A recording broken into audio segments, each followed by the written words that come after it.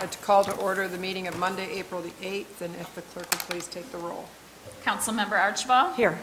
Councilmember Ashford? Present. Councilmember Beeden? Here. Councilmember Harris? Here. Councilmember Pemberton? Here. Councilmember Warden? Here. Mayor Rep. Here.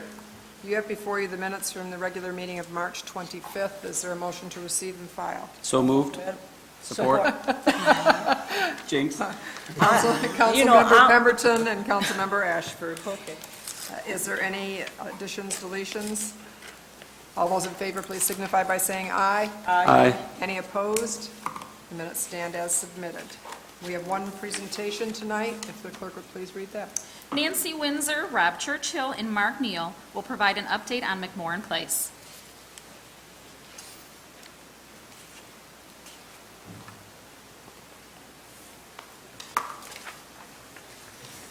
Mayor, Rep, City Council, thank you very much for the opportunity here tonight for us to kind of update some of the things that are going on at McMorran. Before I get started, I'd like to just take this opportunity to thank the staff there and also the commission and City Council for all their support as we continue. I mean, we're getting there little by little. We're not all the way there yet. It's been a journey, but I appreciate all the support of everyone along the way. I feel like we continue to make great strides there. And, you know, McMorran's just a great asset to our downtown and the city of Port Huron. So at this time, I'd like to introduce Rob. He's the one that makes magic happen. I'm just a pretty face. So he's the general manager of McMorran, and I also, Mark Neal, who's our president of the McMorran Commission, to go over some of the great improvements at McMorran. Good evening, Mayor Rep and council members. I'm happy to be here to kind of give you an update of where McMorran's at and where we've been the last year and the last couple of years. So our first slide we have, there's actually a couple slides involved. What this is actually every single ticketed event that we did from July of 2017 to July of 2018. You can see in the couple slides here that the total attendance for that, and that's sold tickets, is 94,850. I think that's very impressive. On the next slide, this is non-ticketed events, so things like Silver Sticks, where we don't actually sell tickets for, and you can see the number there as well.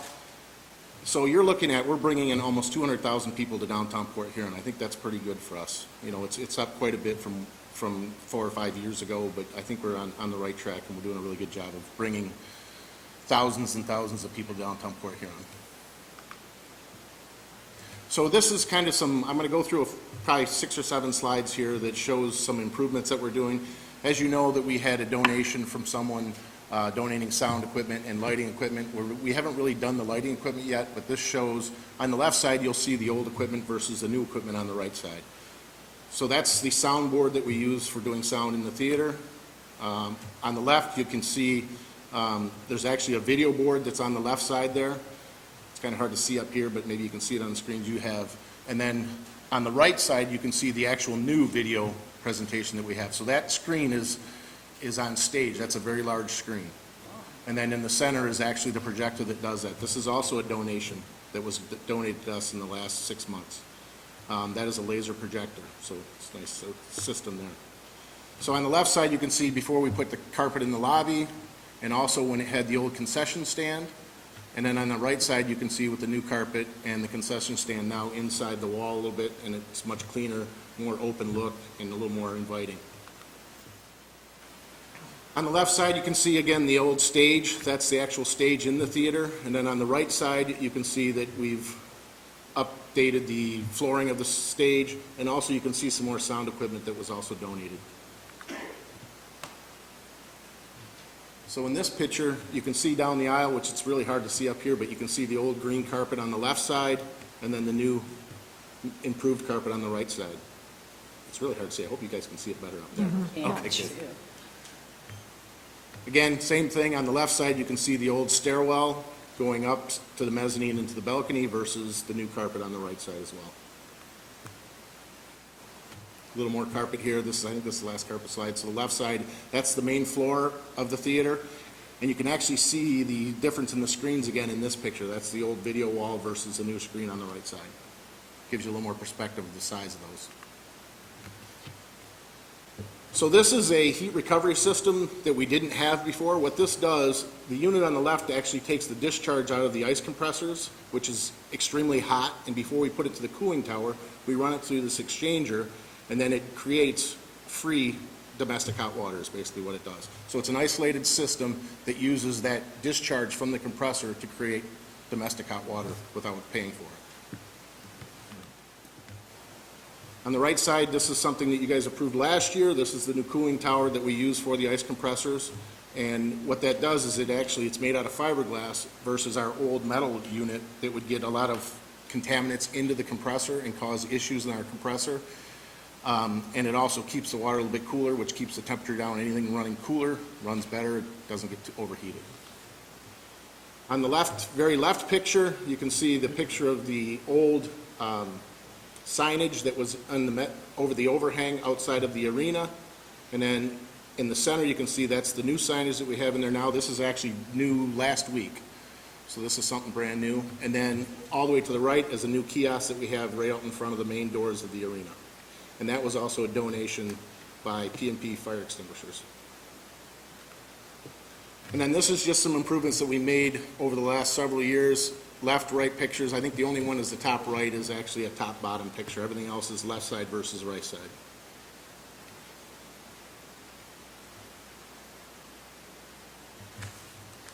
I'll introduce you to Mark, and he'll talk a little bit about what we're working on up front. Good evening, Mayor Rep and council members. Thank you for this opportunity to just show you what we've been doing over at McMorran. What I'm going to show you is what we hope to embark on here shortly that will address the issues that we feel we have in a functionally obsolete front part of our plaza in front of the building. Just push the button, Ron? Better on the right, sorry. Oh, okay. I haven't done this. I was always on the other side doing this. I skipped? No, it shows. I don't know what's on the left. No, that's the final. All right. Anyhow, let's move on. Can't see. It says end of show. That's it. Well, That's it. anyhow, okay. I don't know what you're seeing up there, but we, It's hard to see from there. yeah. What we hope to do is We can see it. the front part of the plaza, we are hoping to fill in the sunken area, take out the brick wall, and make the improvements, bring it all up to grade and flatten it out. And I guess I should start by saying we have no intention of touching the fountain or the front of the building in any way. We hope to accentuate that. That's been our goal from day one. This whole plan has sort of been on our wish list for many, many years. And it's exciting that hopefully that we can see this through this coming construction season. Anyhow, our goal is to make the plaza more multi-purpose.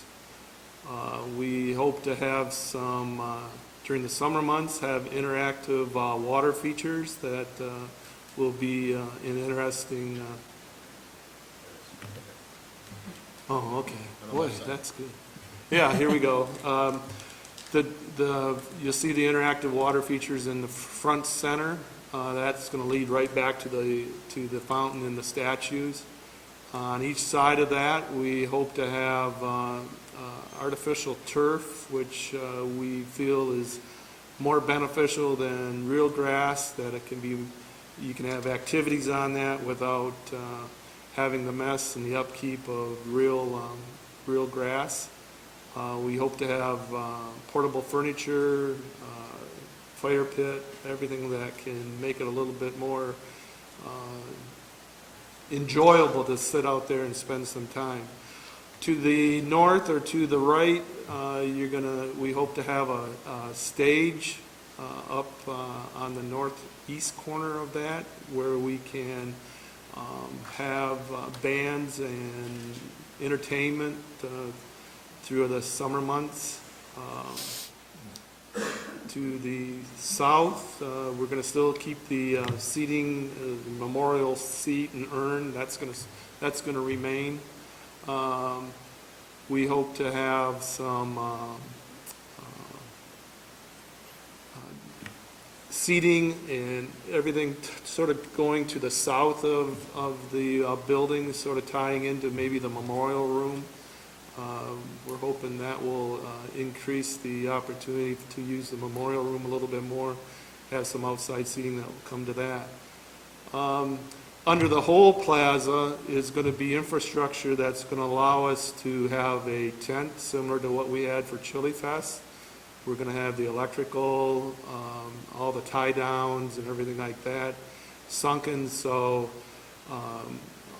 we can put the tent up and have any activities under there, under that, which we feel will be a big asset to it as well.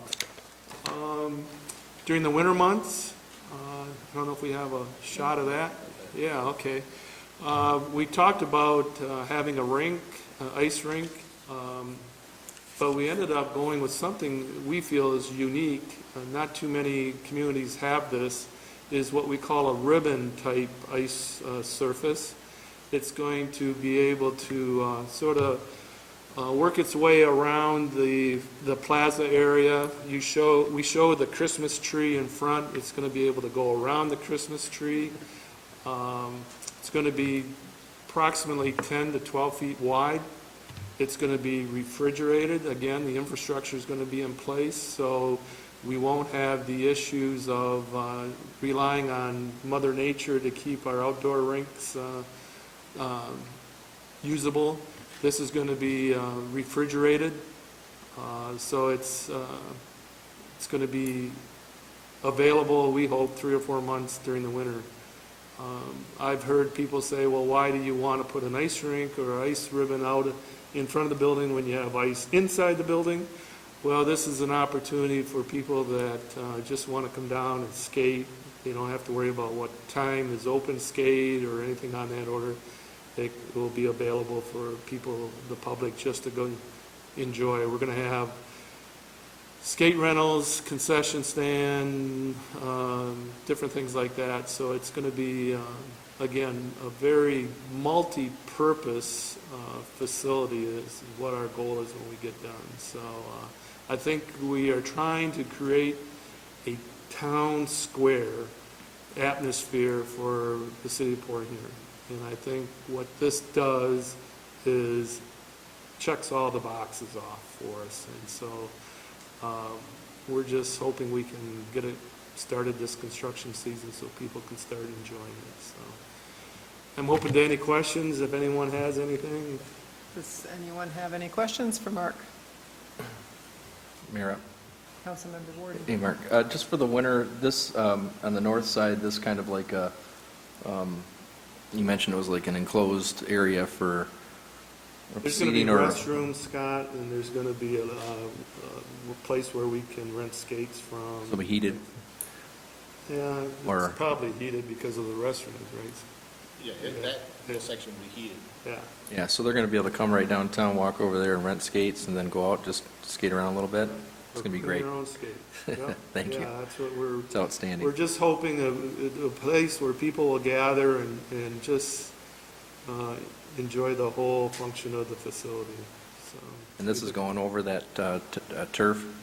Yes. Okay. Yep, it has So, the ability. interchangeable? We need the flat surface, obviously, and that's, one area we wanted to address, because obviously the sunken area now is not very accessible to everyone, and so we feel by bringing it up to grade and leveling it out that, and making it flat, that will allow us to accomplish all these things that we want. It's going to be a real centerpiece.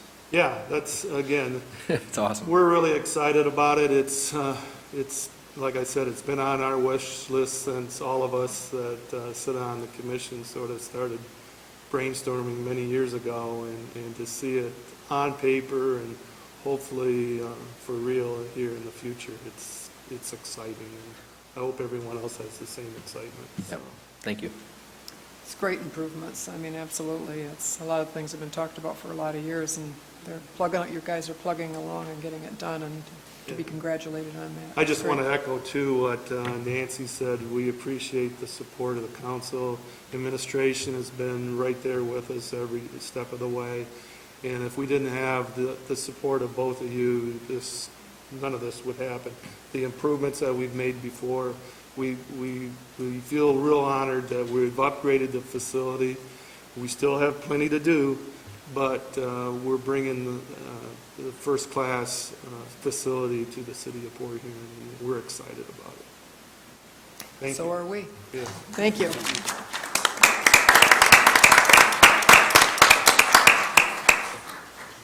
We'll move on in the agenda. It's the time for public comment. If there's anyone in the audience who wishes to address the city council, now is the time. Please come forward. You have 4 minutes. State your name and address, please, for the record. Seeing no one? Oh, I do see someone. You're not no one.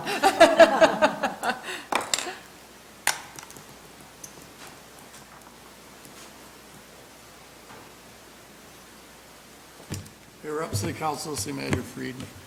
City Manager wanted me to come up here and give a There you go. quick update on the gun buyback that we just had this past Saturday. So this past Saturday, we did our first gun buyback, and it was very successful. People started lining up at 9 o'clock. We weren't supposed to start until 10. And right from the beginning, we had people from the community, outside the community, showing up to turn in their unwanted firearms. By about 11:30, 11:45, we ran out of the money that James C. Atchison Foundation gave us. We went and depleted our funds inside the police department. And at that point, Captain Kewen grabbed my ATM card, Lieutenant Kerrigan's ATM card, and her ATM card, went and got more money. We went through $9,300 that day. We took 62 guns off the streets of Port Huron in the townships in the St. Clair County. 15 of them with shotguns, one of them being a sawed-off shotgun, 18 rifles, and 29 handguns. And one of the handguns had the serial numbers scratched off. So we'll be sending those firearms to the Michigan State Police to do ballistics testing. And then the rest of them will be taken to MSP to be destroyed. We're currently running the serial numbers that we have to see if they are stolen, and if they are, we're going to try to get them back to the rightful owners. I just want to give you an update that is very successful.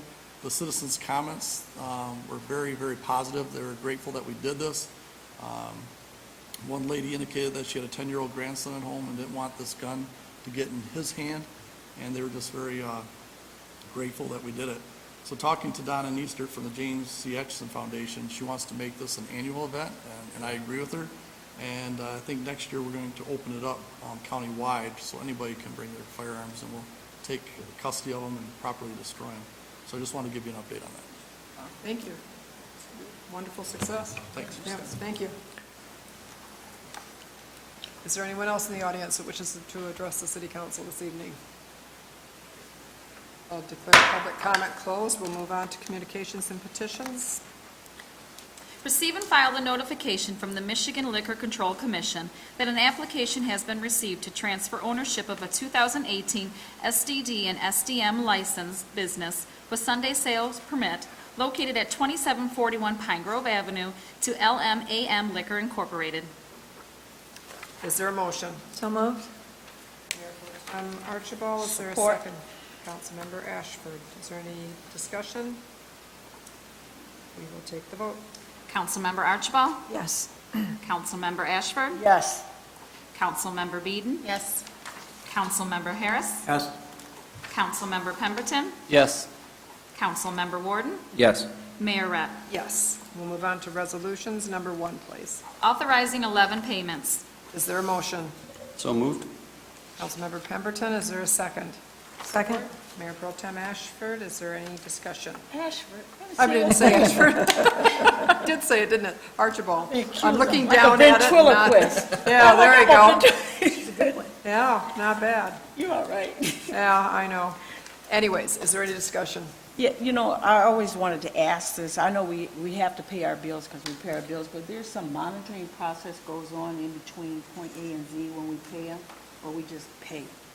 Oh, yeah, so depending on what the invoice is, so we have the internal controls and segregation of duties first and foremost, so I actually have no access to funds. If I request a check, the person who requests a check can't be the person who submits the invoice. The person who submits the invoice can't be the person who prints a check. The person who prints a check can't be the person who signs a check. So if you're going to have fraud, you got to get a whole bunch of people to get in and on it with you. Also, when it comes to projects, whether a road project, so before we pay for an invoice, we have inspectors in the field that go out there and measure the aggregate that we were billed for and the tonnage, measures the asphalt, we verify that it was put in properly, we measure the quantities, and then we bill them per the contract, per quantities, for instance of that. So there's an inspection process the whole way through, then it goes to a division head, goes to a department head, goes to the city manager, then it comes to you. Yeah, one of our residents wanted to know how that process, played out, so I thought everybody else should know too, so thank you so much. Thank you. Any other discussion? Mayor Rep, Councilmember Harris. just a comment. Our last payment here was for Peon Blow, and I know, speaking with Mark and them, that they made the comments before. I guess one thing about this payment here is the fact that we've got some really good architects working on McMorran Arena. And this Peon Blow is one of these she's done a lot of work for the county and the city, and her concept for McMorran is outstanding. And I just wanted to make sure that, we got to recognize these people for the job they do. She's doing a good job and a very good price, so thank you. Thank you. In addition to that, we got a preliminary drawing for Lakeside Beach, tweaking it, but she did amazing. She's designing for Lakeside Beach and the trailhead there. Wow. And Lighthouse Beach. Yep. And her design there is pretty incredible. We'll release that pretty soon, too. Smart lady. Any other discussion?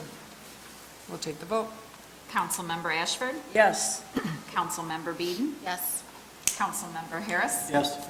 Councilmember Pemberton? Yes. Councilmember Warden? Yes. Councilmember Archibald? Yes. Mayor Rep. Yes. Move on to item 2. Approving the 3-year lease agreement with St. Clair County Community College to lease the Sanborn Park baseball field. Is there a motion? So moved? support. Archibald? I'm not doing good voices tonight. Beeden and Councilmember Ashford. Is there discussion?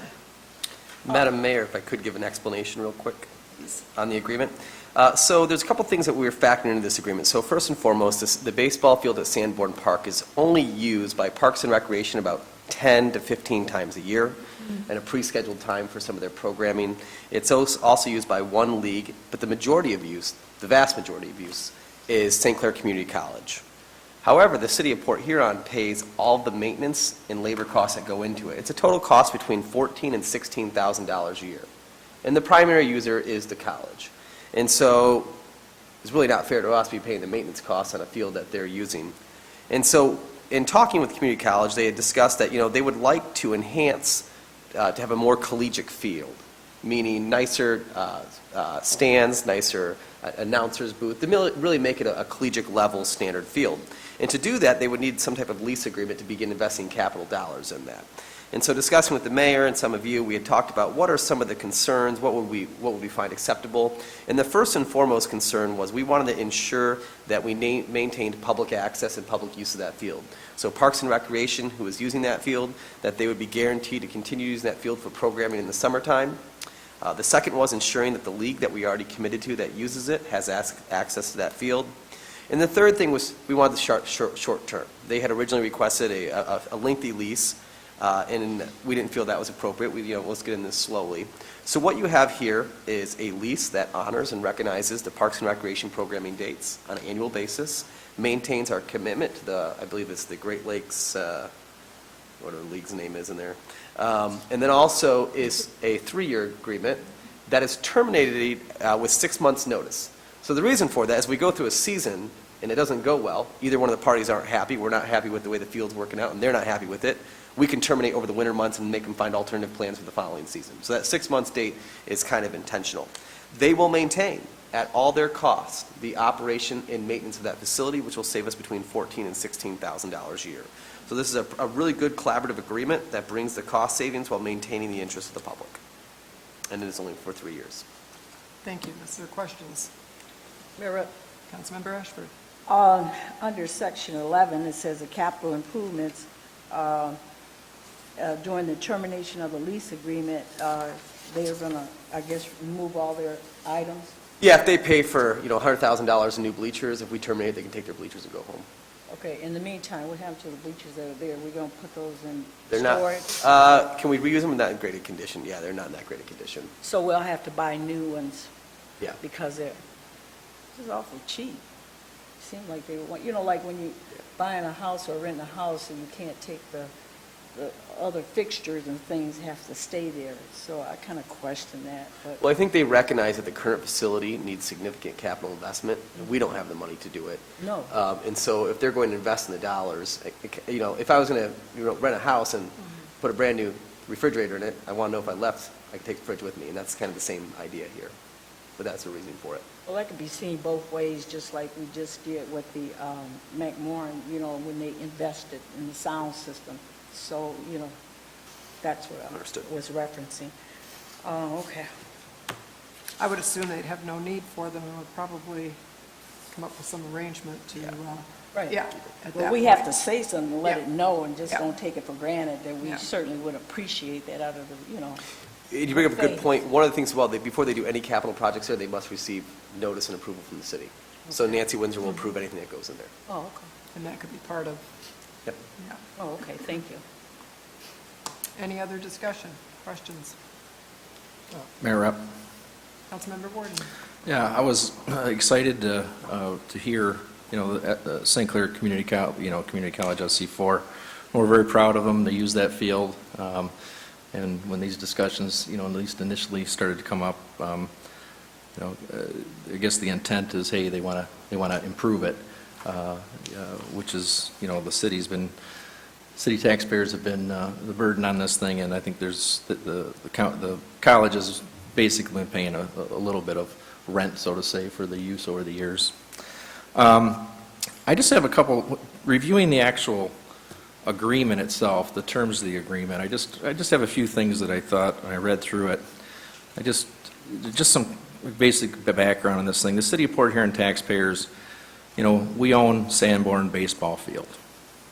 And that is the only one regulation size hardball diamond that the City of Port Huron owns. So we only have one. It has a 60-foot pitcher's mound, 90-foot bases. So it's one of those things that, baseball is a summer sport, and to have the one field available to the city. We always encourage the community college. We support the community college. I actually went out there on Sunday and watched a game against Cleary. I think it was Cleary Community College on Sunday afternoon. And again, it was just a nice, enjoyable day because the weather was great. And I was kind of looking around to see that and like, this could be nice that they kind of update this. So my kind of draw that read the agreement versus the intent of what we're looking to do, I just wrote a few things down here, is the written agreement itself, the agreement that is written here and negotiated. As written right now, the college will have exclusive use of the city's Sanborn baseball field, which of course they're leasing it for 3 years. It's for all year. And they're going to have pretty much control, except for the city will require the city Parks and Rec that by May 1st, we have to, the city Parks and Rec is going to have to tell the college, say, hey, these are the dates, or at least maybe a little more explanation. These are the dates of use that the city Parks and Rec or any residents may want to use it the rest of the summer. I found that might be a little early to be able to commit to, knowing that, there's potential opportunities that come up for the one baseball field, especially once it gets improved by the college. The second, so basically any non-SC4 college users are basically after May 1st, if they weren't on the city Parks and Rec, I'm just worried about flexibility of us not being able to be open to accommodate future requests for that field. The second thing, or additional, is the college itself. The SC4, the college baseball season for the baseball team there, actually ends in May. So this is for the whole year that they're going to have this lease for 3 years. And there's an awful lot of baseball is an outdoor summer sport. There's an awful lot of baseball that can be played in June, July, August, September. And I think, their season is ending in May. And, I'm worried about access, use for residents or other activities through the summer, which is when it would be used, especially up here in the summer. So I think I have wished that could be, or I have concern that that might be a little more flexible for us to be able to use, or be able to have people use that. Again, the college with this new agreement is not going to be paying anything as written to the city. And I guess the main thing that really pointed out, in my background and what I do, certified risk manager in insurance, the actual owner of a facility like the convention center, if somebody's going to go lease the convention center, they require everybody that's going to be leasing it to provide liability insurance and hold harmless and identify the convention center and add as additional insured on the one who's renting it, the organization who's renting it, add the convention center on their policy as an additional insured.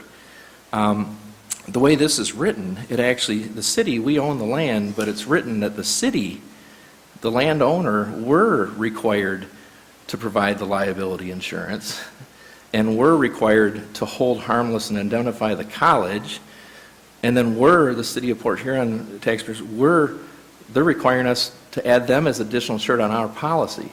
So it's completely backwards from anything I've seen in any activity from renting the McMorran Theater to Parks and Rec. So that wording is completely backwards, and I think that needs to change to properly reflect they're the ones leasing it, they're the one using our property, they need to provide the liability insurance, they need to provide additional city as additional insured on their policy, and they need to hold harmless and identify the city, because they're going to have exclusive use and rights to that activity to hold their events. So I noticed that in the wording, so I suggest definitely that somehow got switched around in negotiations there, but it needs to be switched back to properly reflect that, we own it.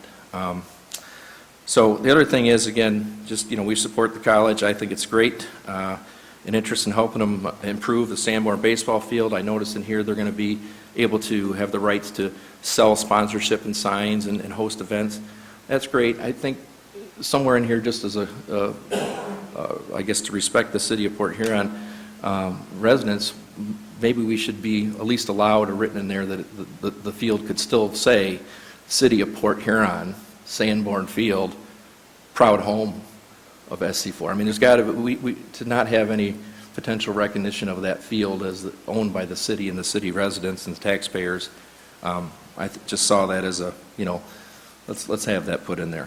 So the way the thing's written, I think my suggestion is that we get those indemnify language, the liability language, and the additional insured language at least correctly switched back, that the college is, as the one who's leasing, is the one who needs to provide the proof of insurance and adding us as additional insured and indemnify.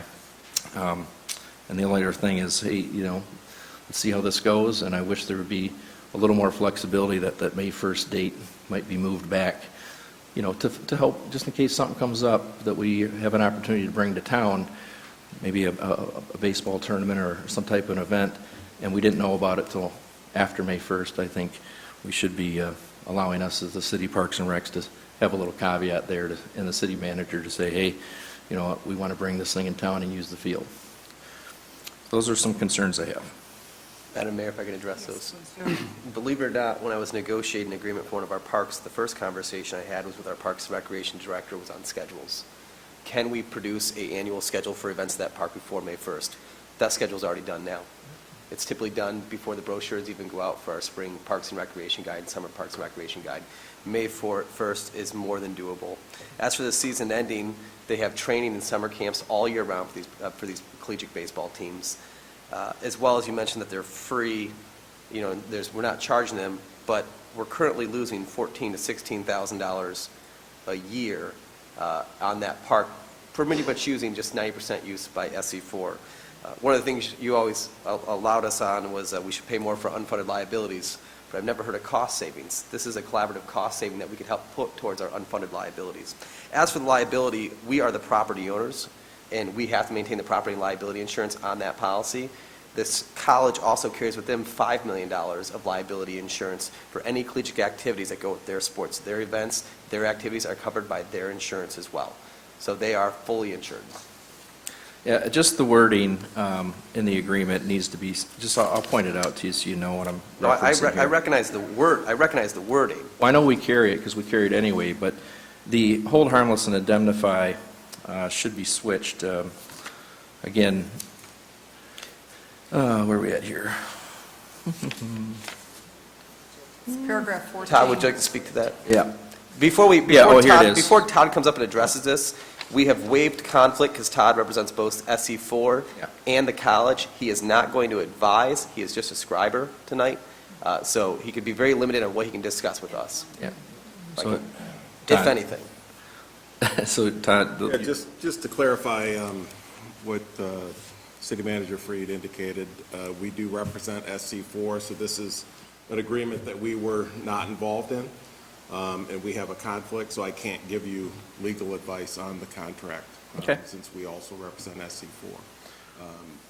There is a limited role where if two of our clients come together and reach an agreement, and then they need an attorney to draft up the terms, we can do it in that very limited role, but it would just be as a scrivener. And I don't believe this is one that we did that on. At least I don't recognize the agreement. No. Could be seen on though. I'm confident in our insurance language. I'm confident with SC4 having $1 million. And I'm confident in our property liability insurance with the way it's written. again, number 14, it says the city agrees to indemnify and hold harmless the college from any liability and damage to any person arising using the premises or any claim. That should be switched to the college. I deal with this all day long with my work, and that's something that should be changed.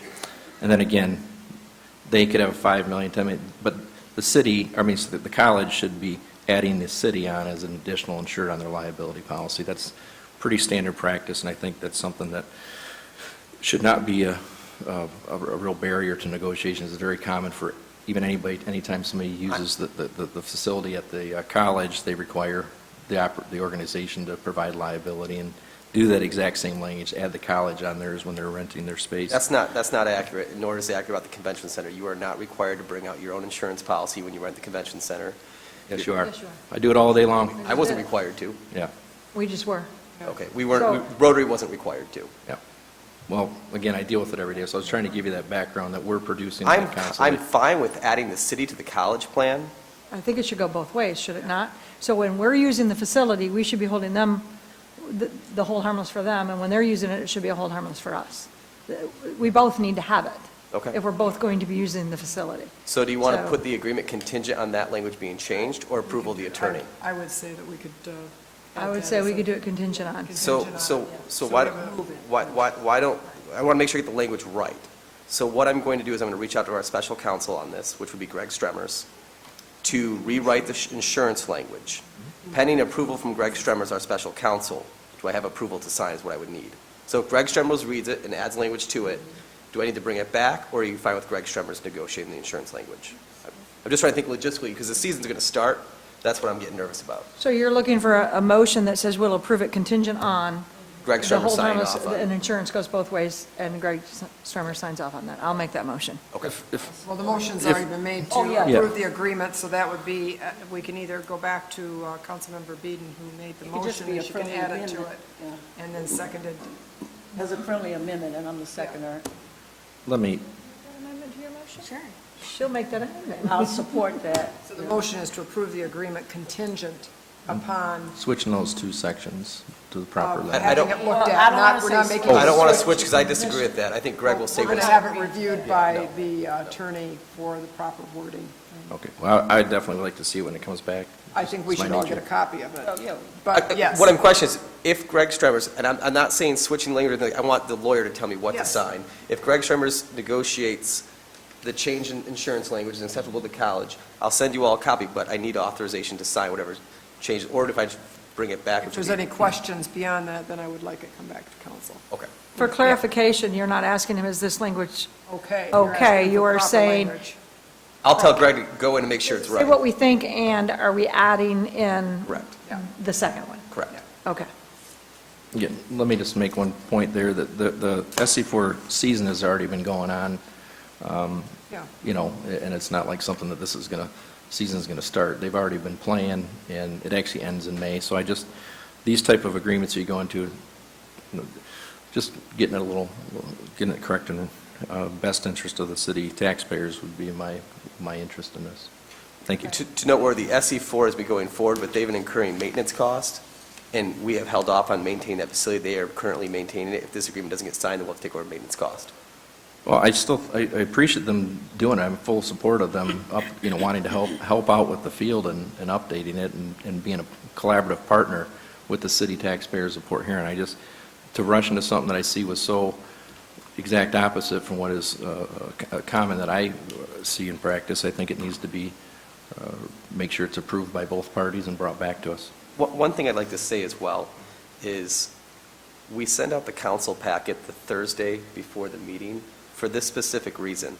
If there was an issue with the insurance, anytime over the weekend on Thursday, if I would have gotten a phone call about this one line item, I could have had our special counsel here tonight to explain the insurance, but because nobody brought this issue up to me, I don't have a special counsel here tonight. Didn't think we needed one. So I would encourage council, there's a reason why we send the council packet out. My email and phone are on all the time. I never received any comment on this until just now. So I'd Well, like this to- is a city council meeting, yeah. And we review this stuff in detail. It takes time to review. Well, I think the You know, point he's it's making, not because just a quick- everybody did get a copy of this agreement. Well, I'm just saying, you Weeks don't ago. just, So it's not just been even since Thursday, it's been. thoughtful consideration is what I do. Everybody does it different. I just take the time and I'll bring it up if I have something in advance, so. Well, if you'd like Thank an you. answer, I need to know the question. Well, we'll move on. We What was do have a our- motion with the contingency on there, and it's going to be discussed with the legal counsel and for the proper wording for the insurance. So And It's on the authorization for him to Yes. sign? Okay. that's part of the original motion, yes. Okay. So if we could take the vote, please. Councilmember Beeden. Yes. Councilmember Harris. Yes. Councilmember Pemberton. Yes. Councilmember Warden. No, Councilmember Archibald. Yes. Councilmember Ashford. Yes. Mayor Rapp. Yes. And you will send that to us. Thank you. Resolution number 3. Authorizing the levy of an operating tax rate for the Blue Water Area Transportation Commission as authorized by the voters on May 3rd, 2016, for the fiscal year beginning July 1st, 2019. Is there a motion? So moved. Support.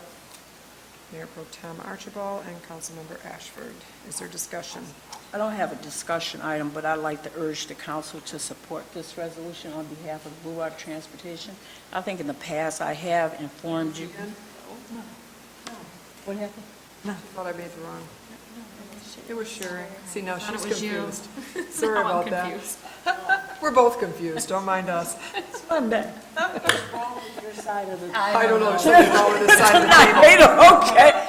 Good thing we're on it, right? Yes. on it. I would Okay. encourage people to, Okay, yeah, I would Yes. encourage people to vote for this, and I think in the past, in the recent past, that I have certainly informed all of you about the Blue Water Transit and gave you packets and the wonderful job that we are doing for the city of Port Huron and St. Clair County as a whole. We have 80 new buses out there that we didn't have to pay for, it was grants.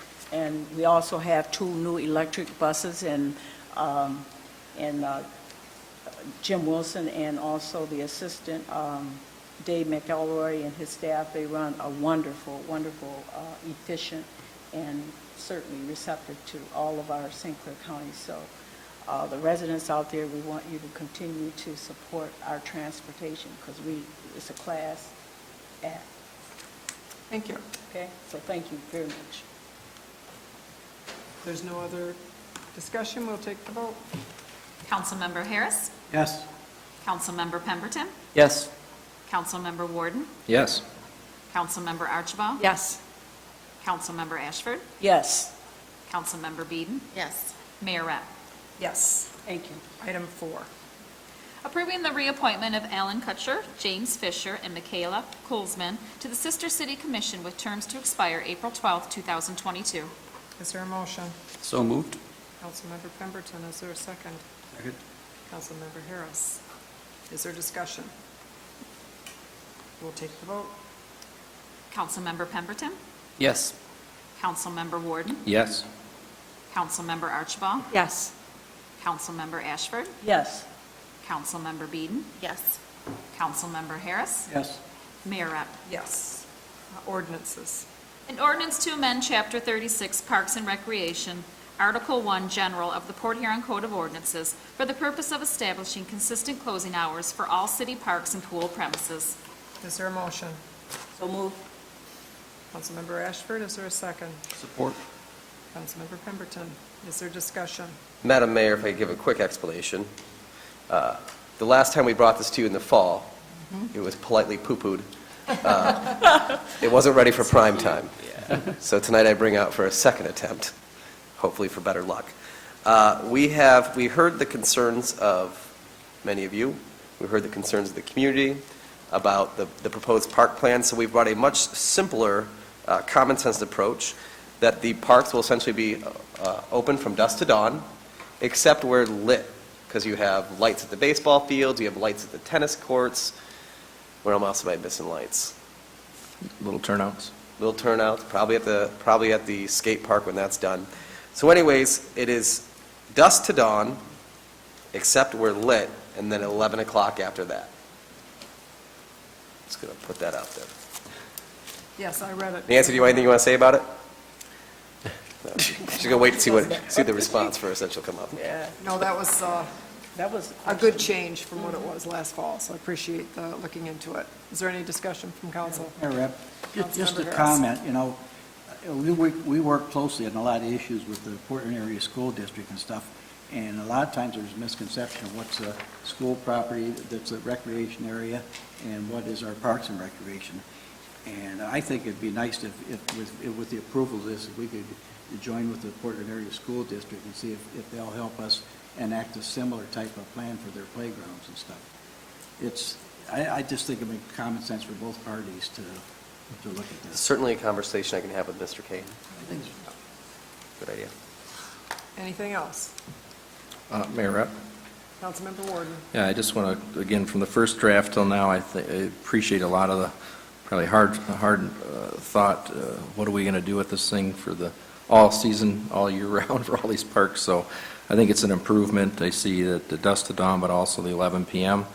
I want to see, again, my thoughts are some of the competing communities. I just used Marysville because I took a picture of their park sign. They use midnight as all city parks till morning, till dawn. And I thought, hey, let's at least make sure we're checking on the, getting feedback on this, see how it works, and if there's something that we need to adjust.